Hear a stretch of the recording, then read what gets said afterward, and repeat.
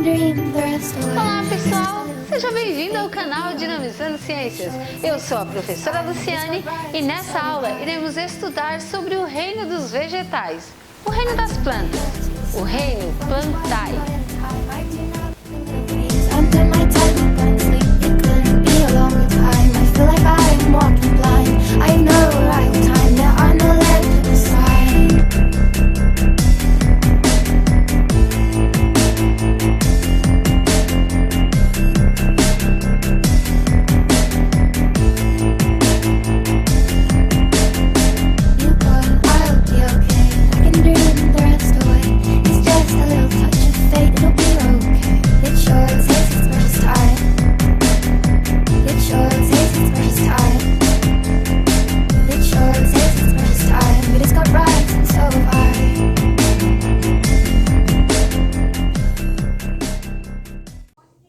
Gente, as plantas, elas ocupam grande área em toda a Terra, habitam todos os espaços, em todos os locais, elas conseguem se adaptar de uma forma ou de outra. Essas adaptações, elas ocorrem na raiz, no caule.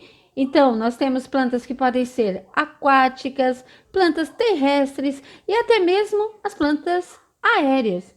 Além disso, as plantas podem também servir de alimento e abrigo para os outros seres vivos, tá? Sendo que as plantas colaboram, ou melhor, podem influenciar diretamente nas condições do clima e da temperatura do planeta.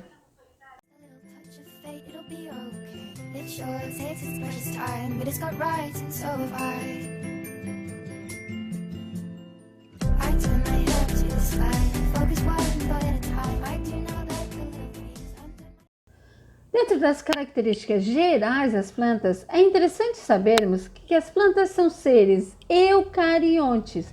Elas são seres eucariontes porque suas células apresentam membrana, citoplasma e núcleo. Então, lembra quando a gente vai estudar as células? Existem dois tipos de célula, eucarionte e procarionte. As células procariontes são células primitivas, encontradas em seres como as bactérias. Já as células eucariontes são células mais elaboradas, que apresentam estruturas a mais. Então, nós temos aí a célula eucarionte com membrana, citoplasma e núcleo. A célula da planta, ela é uma célula eucarionte, ela apresenta, além de todas essas estruturas que eu falei, ela tem também a parede celular e os cloroplastos, né? Os plastos. Então, na verdade, célula animal é diferenciada da célula vegetal, porque a célula vegetal tem parede celular. A parede celular, nós vamos ver mais à frente que ela é uma estrutura de reserva. Então, ela serve para armazenar água, sais minerais, para a planta. Então, no decorrer do período, quando a planta necessita dessas substâncias, ela consegue resgatar isso nas suas próprias estruturas da parede celular, tá? E também, além disso, as plantas também possuem cloroplasto, que dá pigmentação para a planta.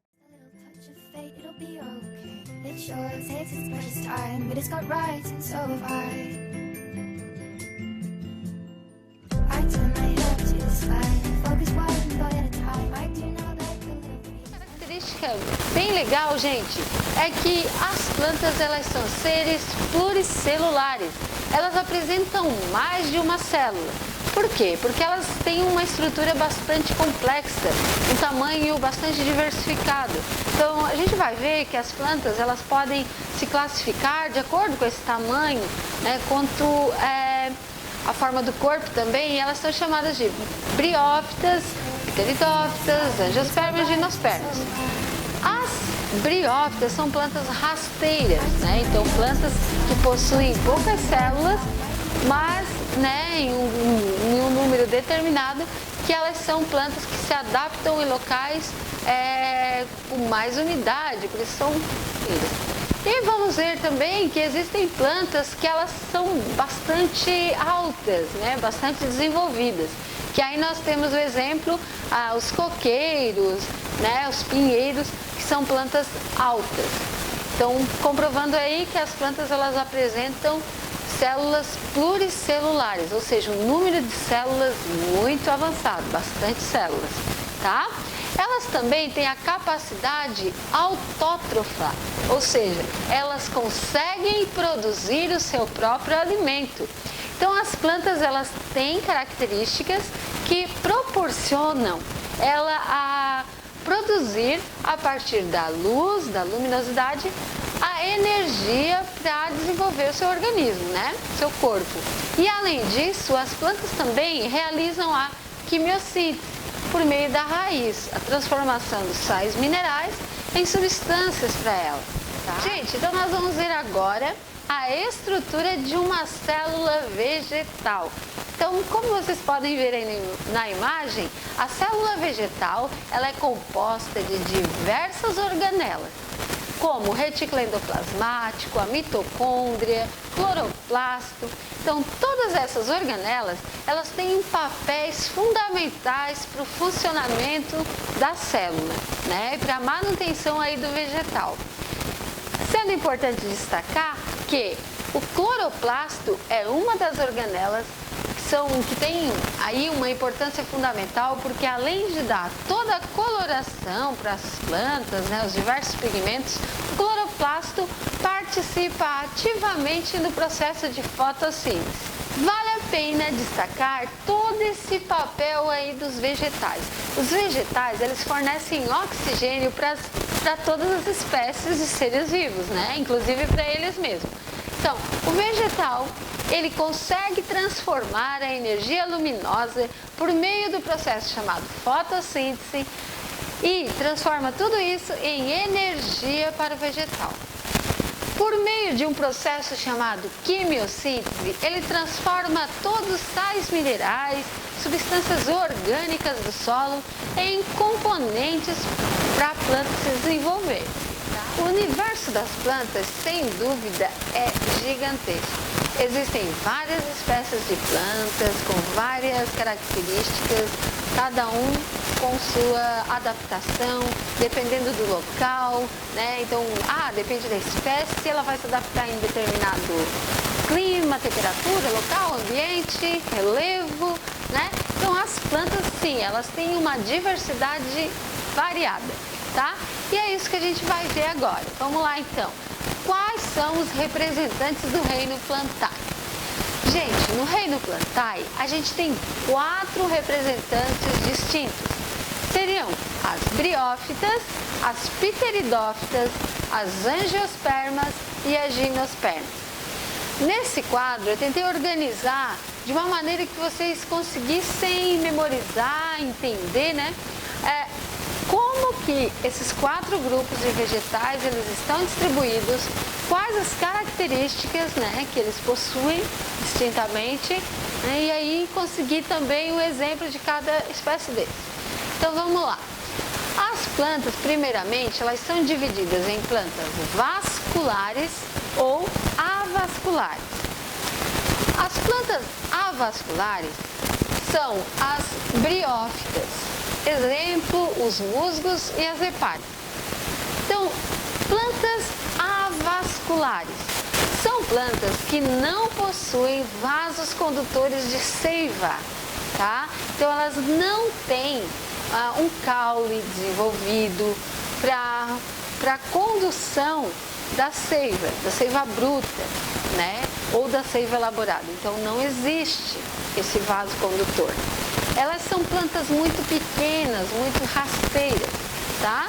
E aí nós temos os exemplos das briófitas, que seriam os musgos, tá? Um exemplo bem clássico, bem comum. Então, memoriza aí, são plantas avasculares, plantas que não possuem vasos condutores de seiva. A outra categoria são as plantas vasculares. Aí vão entrar as pteridófitas, angiospermas e gimnospermas. Plantas vasculares são as categorias que apresentam vasos condutores de seiva, tá? Então elas têm uma estrutura da qual passa toda a substância que a planta absorve. Então, ela possui esse vaso condutor de seiva, tá? E aí nós temos vasculares sem sementes e vasculares com sementes. As vasculares sem sementes são chamadas criptógamas, que inclui aí as pteridófitas, as samambaias, tá? Então, lembre-se você, toda a planta vascular que não tem semente, criptógama, ela é uma planta pteridófita. Por quê? Porque ela, como ela não tem semente, ela possui embaixo das suas folhinhas os soros, que são as estruturas que vão liberar os esporos para a formação de um novo indivíduo, uma nova planta, tá? Então, plantas sem semente, aí chamadas criptógamas, tá bom? Beleza. Plantas vasculares com semente. Aqui a gente cita as fanerógamas, que podem ser gimnospermas ou as angiospermas. Então, toda planta com semente ela é denominada fanerógama. A fanerógama, que pode ser as angiospermas, que elas possuem frutos, sementes, tudo direitinho, ou gimnospermas, que elas não possuem fruto. Quais são os exemplos de plantas angiospermas? Seriam qualquer pé de rosa, né? Os pés de flores, os pés de frutos. Então, qualquer planta que produz fruto, angiosperma. Qualquer planta sem fruto, gimnosperma, que seria um exemplo pinheiro do Pará. Tá bom? Certo. Aqui na imagem a gente tem algumas fotos que mostram um pouquinho de cada uma. Então a primeira imagem é a briófita, segunda imagem as pteridófitas, logo abaixo aqui as gimnospermas, que seriam os pinheiros, e aqui as angiospermas. É isso aí, pessoal, por hoje é só. Se você gostou, deixe seu like, se inscreva no canal, ative o sininho para receber as notificações e até a próxima aula.